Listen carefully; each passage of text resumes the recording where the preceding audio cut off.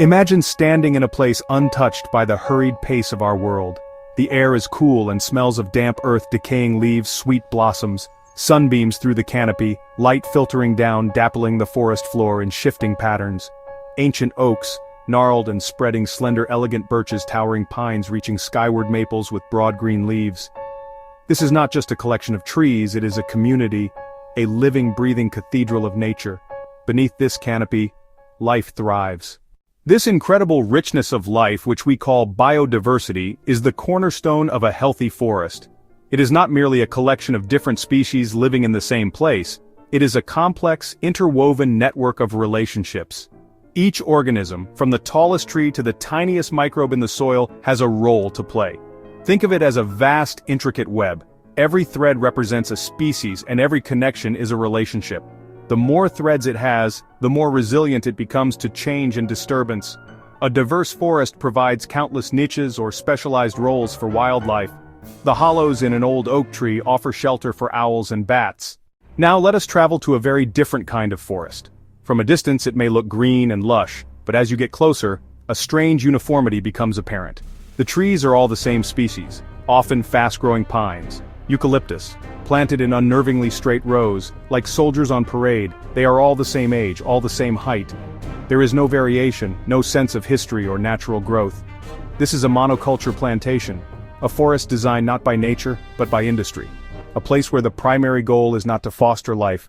One of the greatest dangers of a monoculture plantation is its extreme vulnerability.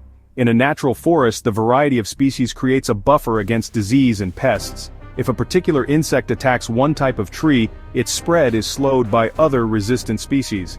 If a particular fungus attacks one type of tree, its spread is slowed by other resistant species. However, in a monoculture the situation is completely different. The entire plantation is a single, genetically similar organism. If a pest arrives that can target that one species, it can spread like wildfire. If a disease arrives that can target that one species, it can spread like wildfire, devastating the entire forest in a very short time. This lack of resilience is a recurring problem in industrial forestry. Pine plantations wiped out by the mountain pine beetle, ash forests destroyed by the emerald ash borer. When disaster strikes, the economic loss for the timber company can be immense. The solution often is heavy use of chemical pesticides. These chemicals can seep into the soil. These chemicals can seep into the water. The remarkable strength of a mixed forest can be understood through some simple scientific principles. It all comes down to cooperation and balance. Different tree species have different characteristics, and when they grow together, they help each other thrive. For example, alders legumes root bacteria and nodules nitrogen fixation, converting air nitrogen into plant-usable forms. This enriches the soil, providing a natural fertilizer that benefits all the other trees growing nearby. Water management is another area where mixed forests really excel. The varied canopy structure, with its multiple layers of leaves at different heights, creates channels within the soil, increasing its capacity to hold water like a sponge. Carbon storage is also more effective in a diverse forest. A mix of species with different growth rates and lifespans creates a more complex and stable carbon sink.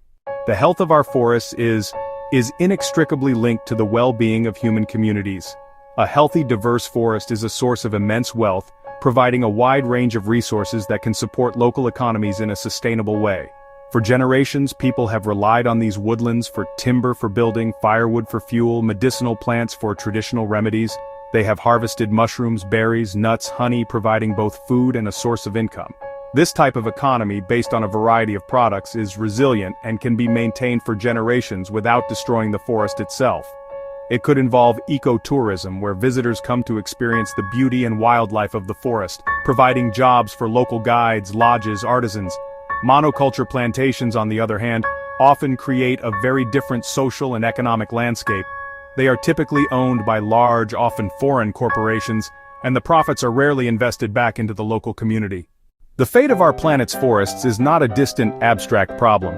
It concerns every single one of us. Our collective actions can make a profound difference.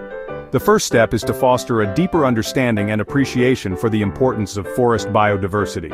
This means choosing wood and paper products that are certified by credible organizations. Look for the Forest Stewardship Council, the FSC label. Certification ensures timber is harvested with respect for the environment, And with respect for the rights of local communities, it often promotes forestry models that maintain a mix of tree species and protect areas of high conservation value. We must also champion efforts to reforest and restore degraded lands using a diversity of native species. Planting trees is a wonderful thing.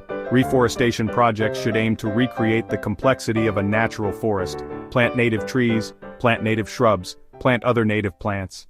Taking action to help our forests can feel like a daunting task, but there are many simple, practical steps that each of us can take in our daily lives. One of the most effective is to reduce our consumption of paper products and to recycle meticulously. Reduce our consumption of paper products, recycle meticulously. By using less paper, choosing recycled options, ensuring all our paper waste is recycled, we can significantly decrease the pressure on forests to produce virgin pulp. Consider switching to digital bills and statements using reusable cloths instead of paper towels, and thinking twice before printing. These small habits, when adopted by many, can have a huge cumulative impact. When you do buy wood or paper products, make a conscious choice. Look for the Forest Stewardship Council, or FSC logo. Volunteering for a tree planting day is a wonderful way to make a tangible contribution.